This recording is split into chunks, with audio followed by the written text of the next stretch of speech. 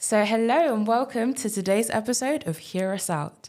Today we've got Beth and Louise with us in the studio, and they're going to be sharing with us about their experience leading this project, what they have gained over the 2 years, and their reflections of their experiences, what they've learned, and what took them by surprise.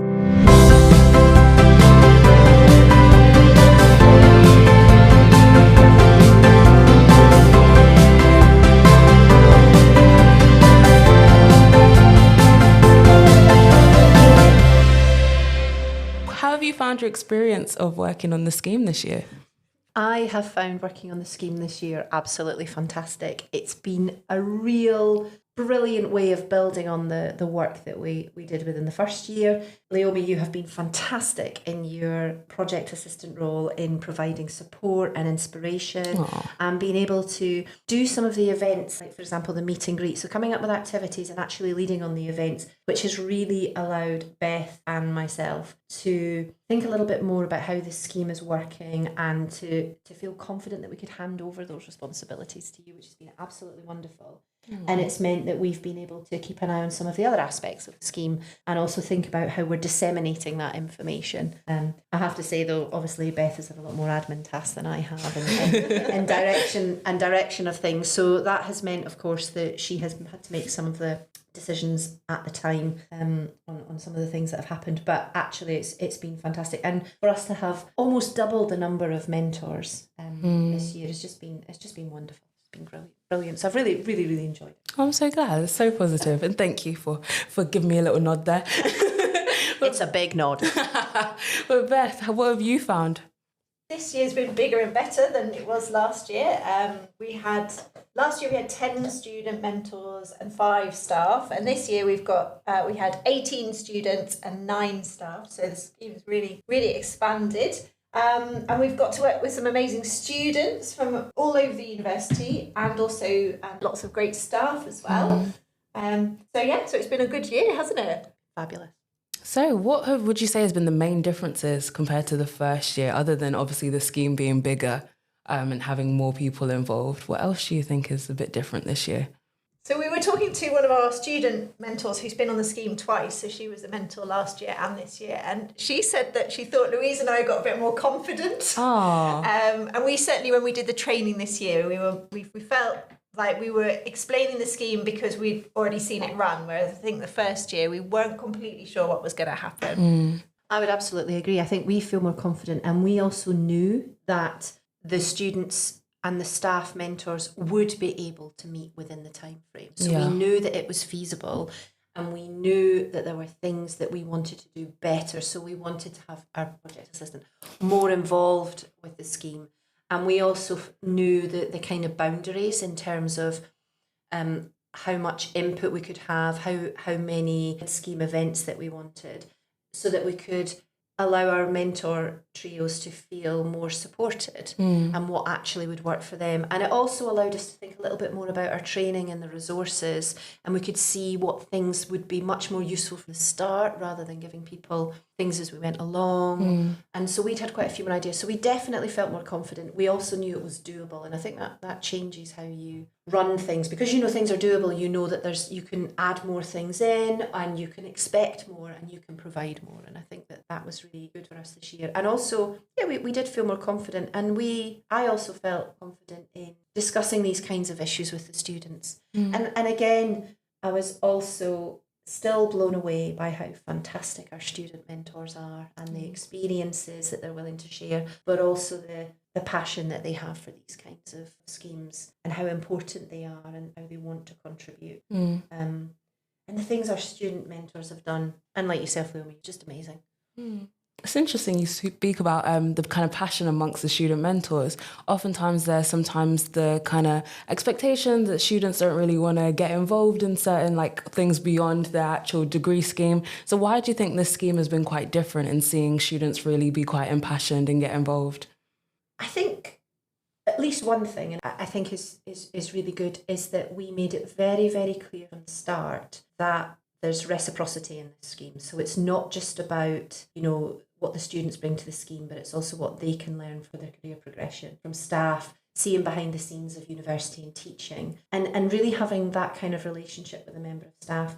And I think it also, money's quite important as well, because we need to reward people for their time and sharing these emotional stories. And it has to be seen that you're not just you're not sharing something with somebody just for the sake of it, but actually there are worthwhile steps that staff can take to really impact Black and ethnic minority students. And I think that the fact that we give that awareness to it, that it is a job, and therefore we really value the time. We don't just say we value the time, but we really actively reward that. And because we also did our reading, did the focus groups before the scheme to really help students shape the scheme, I think that then, it encourages that passion. And so therefore you have lots of passionate people in the scheme, and therefore it comes forward. And I think we were very careful about the language we used in our advert, what we were looking for. And because we did things like send the questions for the interview in advance, it felt it was more of a shared experience rather than a test of an interview. Yeah. So whereas you might go to an interview and you rehearse answers thinking about what they might ask you,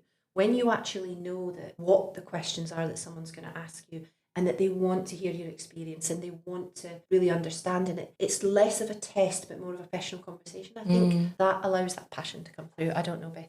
Yeah, I mean, I think obviously the job advert will have appealed to people who feel passionate in the area. Lots of people said that it was not the kind of job advert they've ever seen before. It was a little bit different.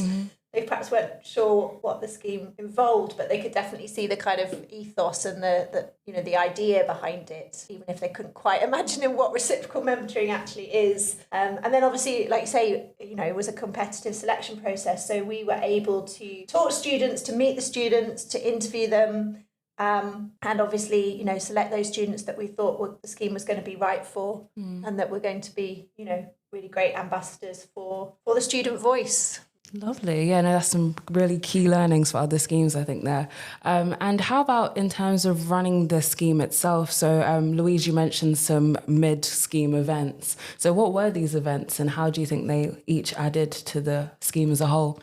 So obviously we had the meet and greet at the start. So students had lots of training and staff had training as well about what mentoring was, what kind of things to expect, boundaries, and recognition that it is a professional scheme and that they're supported all the way through. However, the conversations that the trios had, we didn't have access to. That's private between the three of them. But we did have reporting mechanisms, so we would get some sense of the learning that had taken place from the staff and the students, not the actual conversations, but the learning. And so what was really key for us is that in order to really understand and to make change, we have to reflect on what's happening. And so we had the mid-scheme event for both staff and students. We gave them the opportunity to reflect on their experiences. We didn't have staff and students meet together. So it was a safe space where they could talk about and share with other students, not just their other student mentors, but other students on the scheme, about what's been happening for them. And those were structured reflection sessions. So we had them think about, that was your suggestion, Naomi, about what chocolate they might be,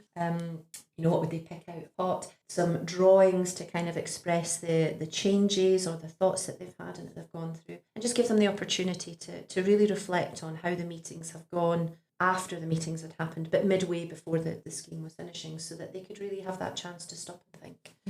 And then we also did it at the end of the scheme, and again, just to give people that opportunity to reflect on what's happened and what they've learned, and to really look at the distance travelled.